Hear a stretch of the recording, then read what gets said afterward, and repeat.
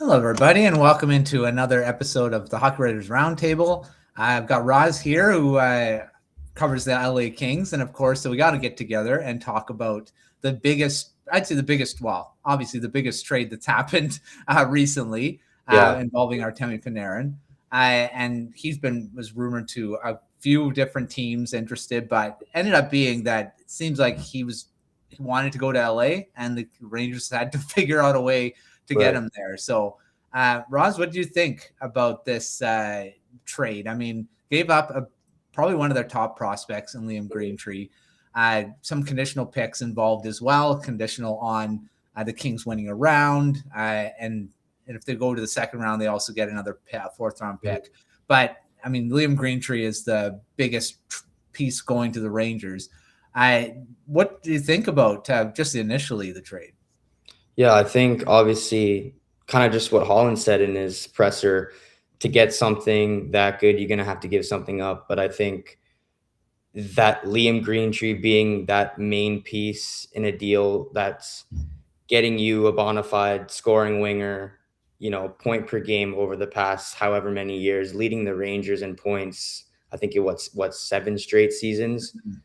So, I think almost everybody thought that it was going to probably take more than Liam Greentree and a conditional pick to land, a player like Panarin. But obviously, like you said, it helps that he wanted to go to LA. It helps that, the Kings were willing to give him an extension, because apparently that was one of the things stopping him, or, in the roadblock to going to Florida or Tampa or Dallas, or, one of those contending teams that just want him as a rental. He said in his Zoom interview today that moving's tough. He wanted to go to a place where he knew he was going to be there for at least the next little while, and the Kings were, happy to oblige, and that ended up working out for them. They got a scoring winger who, provides something that the Kings are so desperately lacking. They can't score goals. They rank 28th or 29th in the league for goals for. Their power play is horrific, and Panarin brings all of that to this team. So I think it's a huge win. You can't really go wrong if an offer like that presents itself. It's a no-brainer. Yeah, and the fact that they got him on an extension as well, 2 years going into the rest of the season, of course, on his current contract, and Rangers did retain 50% of his salary as well. And then Panarin signs a 2-year extension worth $11 million AAV.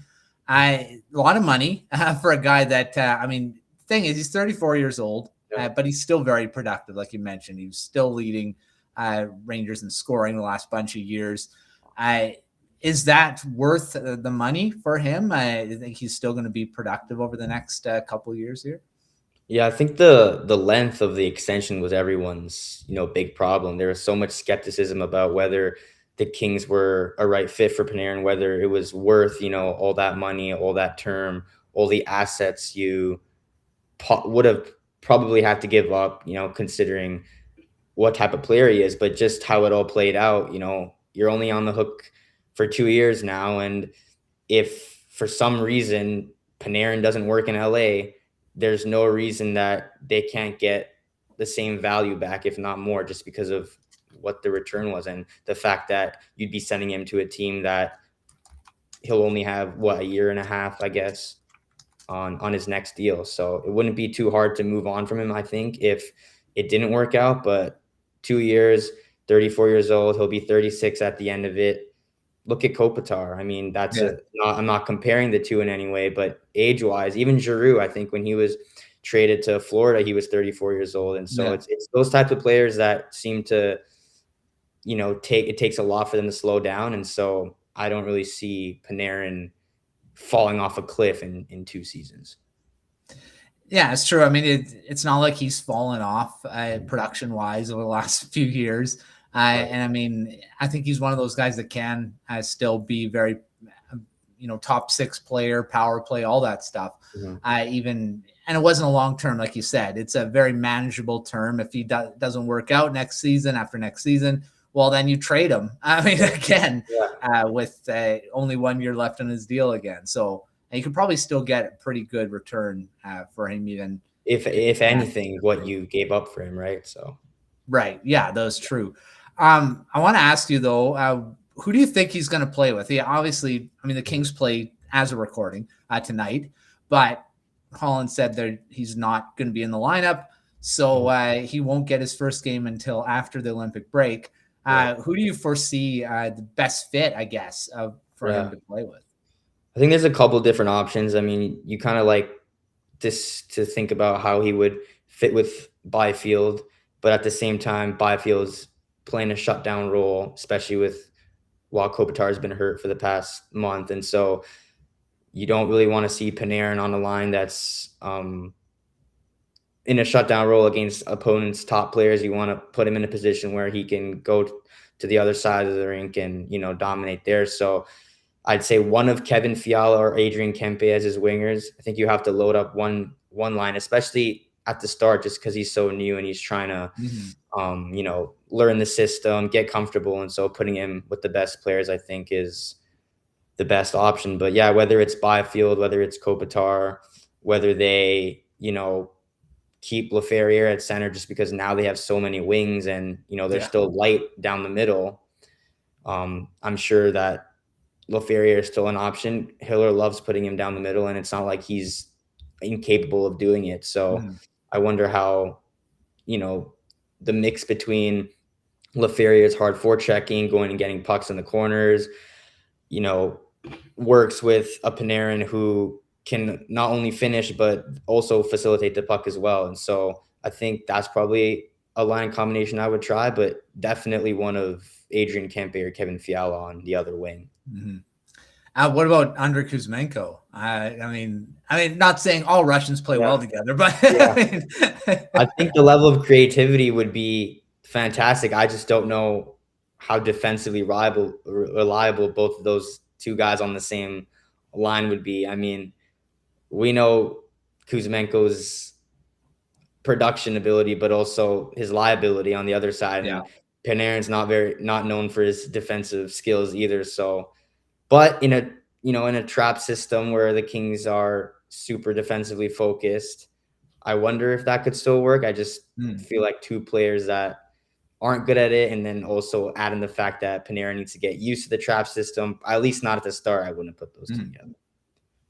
Yeah, that's true. I mean, they're both not the most defensively. They're not the best. So it might be a bit of a liability to have them both on the same line. But yeah, it'd be interesting to see who he plays with.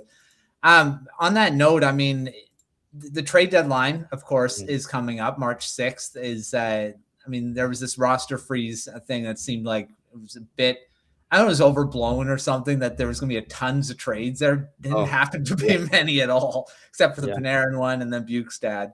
But other than that, there were so many other rumors flying around that there were some other trades going to happen. What do you think? Does Holland have anything else that he might do? I know Elias Pettersson has been in the rumors for going to the Kings too. I think if anything, it's like we said, they're so light down the middle. They need a center. And I mean, if you're making a move for Panarin, that's a move that indicates you're going to compete. You're trying to win now. And so do you really think the four centers you have now is enough to uphold that goal of, wanting to at least try to win now? Are those four centers you have right now capable of beating an Oilers team that you've lost to 4 straight seasons in a row?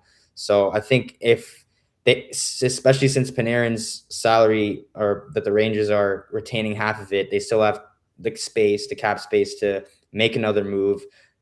They didn't give up a first round pick. They still have 2 second-round picks. So you have the assets, you have the money, to make a move for a center that can, actually give this team the best chance at actually trying to win. So I think they need a center. If Holland does anything, it should be to go get a center. But other than that, I mean, they're super packed on the wings. Their goaltending's been great, and I think they've handcuffed themselves in the defensive side of things, just with those contracts, term and money. So that's kind of the only thing they can do. Yeah, so I mean, Kings are going to be a team to still keep an eye on heading up to the trade deadline. Like you said, lots of assets that they can still use. Right. I think the Evander Kane rumors are now killed. I don't think he's coming because that just adds more to the Wings. Yeah. I don't think he'd help out too much now that they got Panarin. Right. So, I mean, otherwise, I think, just keep an eye on the centers on the market. And there's not a lot right now. Yeah, I've heard like you said, good. Pedersen, and then Kadri's name's been out there, which I think, if I'm targeting someone that, depending on an extension or not, I probably wouldn't offer him one just because of the age again. But for a rental, and that's the other thing. It's like, are the Kings also in a position to trade away assets for a rental when they're not one or two players away from, being a Colorado or an Edmonton or a Dallas? So that's another part of the battle, but maybe a younger center if it comes around. Yeah, so lots of stuff to still keep an eye on as the trade deadline gets closer. And of course, there's nothing going to happen in the next 3 or so weeks because of the roster freeze for the Olympics. So we won't see any trades until then. But yeah, it's going to be a pretty big sprint till the end because it's only a week and a bit until the trade deadline comes quickly right after that break's over. Yeah. It could be a pretty busy time for a lot of teams as we get closer there. But thanks, Raz, for coming on, talking the Kings and this big trade, this latest big trade. We'll see how Panarin does in LA. I think he'll do pretty well. He's got some great players to play with, and he wants to be here, wants to be in LA. So that's another big thing, right? Yeah. So, make sure to check out everything at thehockeywriters.com. We got great analysis pieces already out on the Panarin trade. I believe you've got one in the works as well. Coming out so keep an eye out for that. And lots of other stuff going on. So check everything out there and all of our other videos on the YouTube channel and our Substack newsletters as well. But until our next video, we will see you next time.